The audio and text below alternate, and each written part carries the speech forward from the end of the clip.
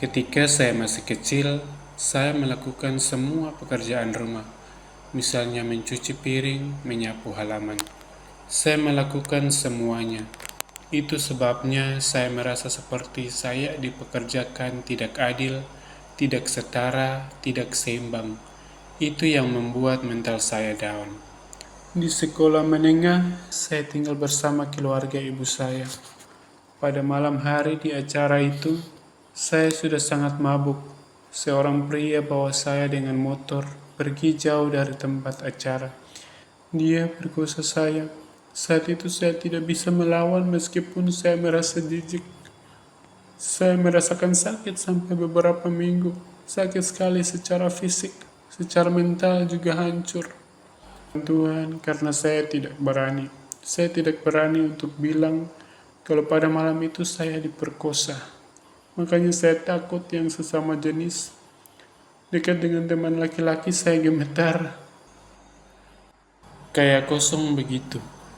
Kayak tidak tahu mulai awal kata dari mana. Tidak tahu mau menjelaskan kejadian awal bagaimana. Kayak sudah ditutup mulut saya, jadi saya hanya diam. Kalau saya sih yang sekarang setelah dewasa, memang itu pengalaman yang pahit. Pengalaman yang tidak baik untuk kehidupan saya. Karena saya harus menderita beberapa tahun dengan hal itu. 5 tahun kemudian baru saya bisa bicara dengan orang lain yang waktu itu bisa saya percaya. Melalui komunitas kelas Alkitab, saya mendapatkan keberanian untuk memberitahu nenek saya tentang apa yang telah terjadi kepada saya. Akhirnya saya hanya menangis karena memang sakit kalau tidak pernah mengungkapkan.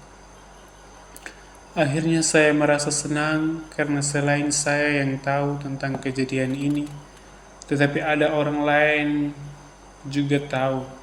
Saya merasa lega, walaupun ada trauma atau rasa sakit, tapi setidaknya ada orang lain yang bisa mendengarkan saya.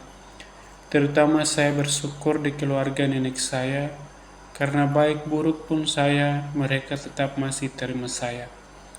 Berterima kasih karena bagaimanapun kehidupan saya, mulai dari awal sampai sekarang ini, itu berkat mereka juga.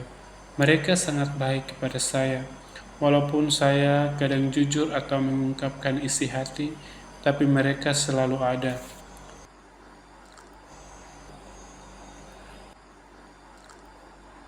Saya khawatir tentang penyakit HIV yang menyebar. Saya juga bisa kena penyakit ini. Saya pergi ke klinik. Awal periksa itu saya menangis, Kak. Sampai gemetar, takut. Tapi akhirnya bersih. Itu jadi pengalaman buat saya sekali.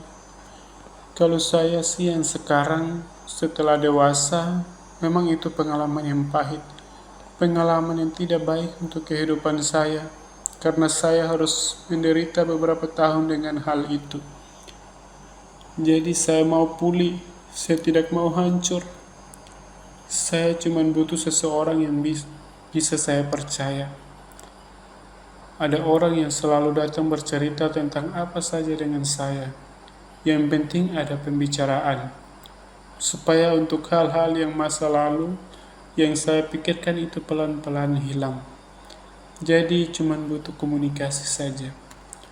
Baru 5 tahun kemudian, saya bisa berbicara dengan seseorang yang dapat saya percaya saat itu. Saya ingin sembuh, dan keterbukaan adalah awal dari pemulihan. Kalau untuk laporan ke polisi, saya tidak pernah ada pemikiran untuk sampai ke situ. Mungkin karena tidak ada pengetahuan. Jangan malu kasih tahu orang yang bisa dipercaya, dan pelaku itu harus dihukum. Kalau tidak, pelaku itu bisa melakukan seperti orang lain lagi. Jadi harus stop di kita dan orang itu. Pesan untuk polisi. Tugas Anda adalah memastikan keamanan saat berbicara dan mendapatkan bantuan.